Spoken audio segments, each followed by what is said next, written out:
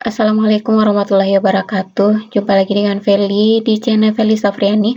Baiklah Bapak Ibu, kita lanjutkan kembali pembahasan soal pretest PPG PGSD tahun 2022. Sesuai dengan kisi-kisi Kemdikbud yang terbaru, kita lanjutkan pembahasan indikator untuk materi bahasa Indonesia, indikator nomor 45, 46, dan 47. Yang pertama, ini berkaitan dengan teks fiksi, struktur, fungsi, dan kaidah kebahasaan.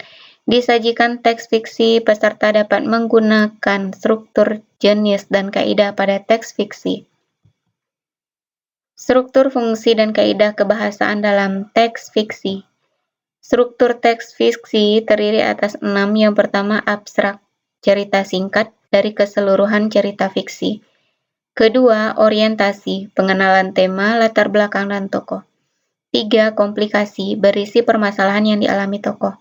4. Evaluasi, penyelesaian masalah. 5. Resolusi, pemecahan masalahnya secara tuntas. Yang keenam, reorientasi atau koda, pesan moral dan amanat cerita yang dijadikan pelajaran bagi pembaca. Lalu bagaimana kaidah kebahasaan teks fiksi? Yang pertama, menggunakan kata-kata yang menyatakan urutan waktu. Kedua, menggunakan kata kerja tindakan. Ketiga, menggunakan kata kerja yang menggambarkan sesuatu yang dipikirkan atau dirasakan oleh tokohnya. Yang keempat, menggunakan dialog. Yang kelima, menggunakan kata-kata yang menggambarkan keadaan atau sifat tokohnya. Untuk soal yang berkaitan dengan teks fiksi akan kita bahas pada slide selanjutnya. Oh maaf, masih ada yang tertinggal sedikit, yaitu tentang jenis cerita fiksi. Yang pertama itu ada cerita rakyat, yang kedua ada cerita fantasi, yang ketiga cerpen, keempat cerita inspiratif, 5 puisi rakyat, 6 puisi baru, yang ketujuh drama. Ini soalnya. Pagi tadi, Eyang yang menyuruh Bijum pembantunya mengantar Via berobat ke puskesmas. Sudah 2 hari Via pilek. Biasanya Eyang sendiri yang mengantar Via berobat. Namun, tetangga sebelah meninggal. Eyang melayat ke tetangga sebelah. Analisislah teks di atas, kemudian tentukan kalimat yang menggunakan keterangan waktu. A. Kalimat pertama kedua, B. Kedua dan ketiga, C. Pertama dan ketiga, D. Ketiga dan keempat, E. Pertama dan keempat. Jadi yang mengandung keterangan waktu yaitu kalimat yang pertama. Pagi tadi. Eyang yang menyuruh Bijum pembantunya mengantar Via berobat ke puskesmas. Jadi keterangan waktunya itu pagi tadi. Sudah 2 hari Via pilek. Berarti ini adalah kalimat yang kedua yang mengandung keterangan waktu. Jadi jawabannya adalah A. Pertama dan kedua. Kita lanjutkan, masih untuk teks yang sama. Kutipan di atas termasuk ke dalam bagian A. Orientasi, B. Komplikasi, C. Koda, D. Evaluasi, E. Resolusi. Jadi kalau seperti ini baru pengenalan tokoh dan latar, ini termasuk orientasi. Soal selanjutnya. Mengapa pagi ini waktu sangat kacau, ucap induk Gagak. Ia lalu segera mencari anaknya, namun ia tidak menemukannya. Ia pun kembali ke sarang, cemas dan sedih menjadi satu. Kutipan di atas termasuk ke dalam bagian A. Orientasi, B. Komplikasi, C. Koda, D. Evaluasi, E. Resolusi. Jadi di sini masih dalam tahap orientasi.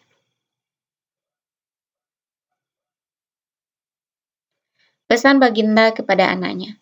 Hai anakku, hati-hati engkau jangan tergoda oleh harta sebab engkau akan menyesal kalau ajal telah datang. Kejujuran lebih berharga dan mulia dari segalanya. Pelajaran yang dapat dipetik dari kutipan di atas adalah A. Harta lebih berharga, B. Harta harus dijaga, C. Kejujuran lebih mulia dan berharga, D. Pesan baginda raja kepada anaknya, E. Anak yang sombong. Jadi jelas ya, ini pesannya adalah kejujuran lebih mulia dan berharga.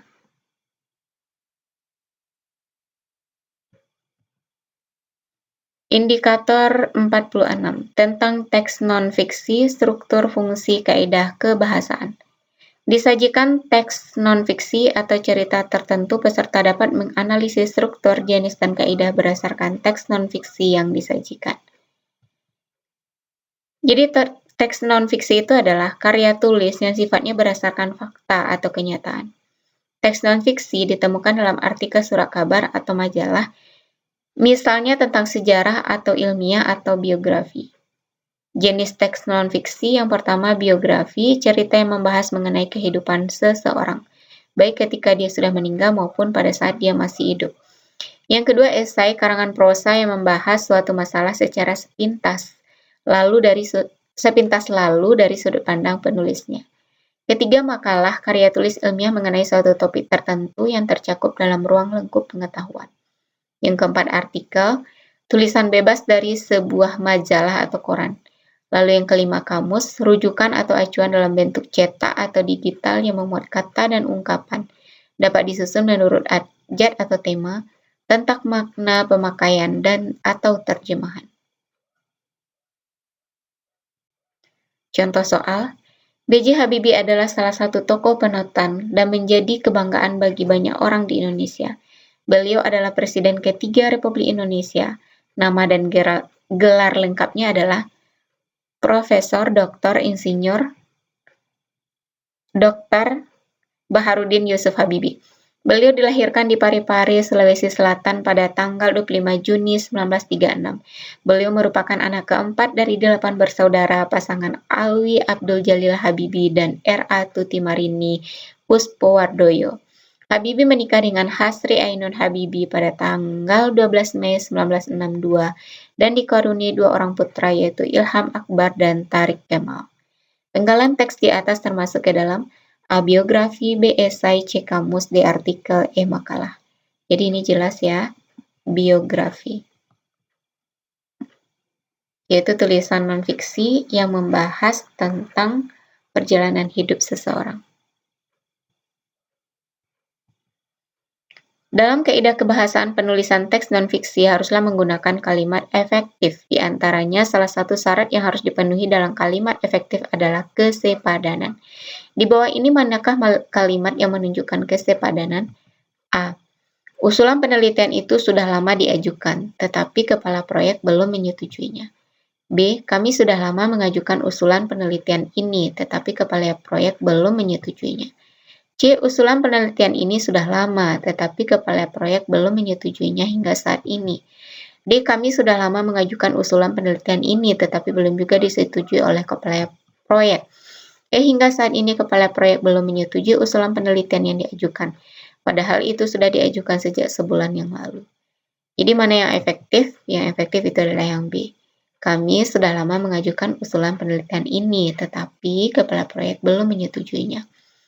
Kalau yang untuk A, ini tidak jelas siapa subjeknya, siapa yang mengajukan usulan penelitian. Kalau untuk C itu terlalu berkelebihan untuk kata-kata ini. Begitu juga dengan D dan E, yaitu terkesan banyak menggunakan kata-kata dan tidak efektif. Indikator 47, karya sastra dan teori sastra.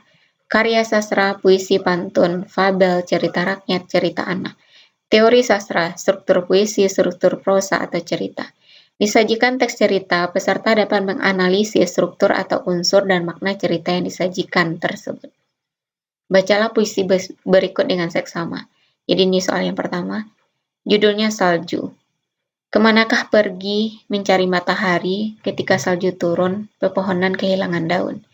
Kemanakah jalan mencari lingkungan ketika tubuh kuyup dan pintu tertutup? Tema puisi tersebut adalah A. Keindahan alam, B. Kebimbangan hati, C. Keramahan lingkungan, D. Kegetiran hidup, E. Kehilangan.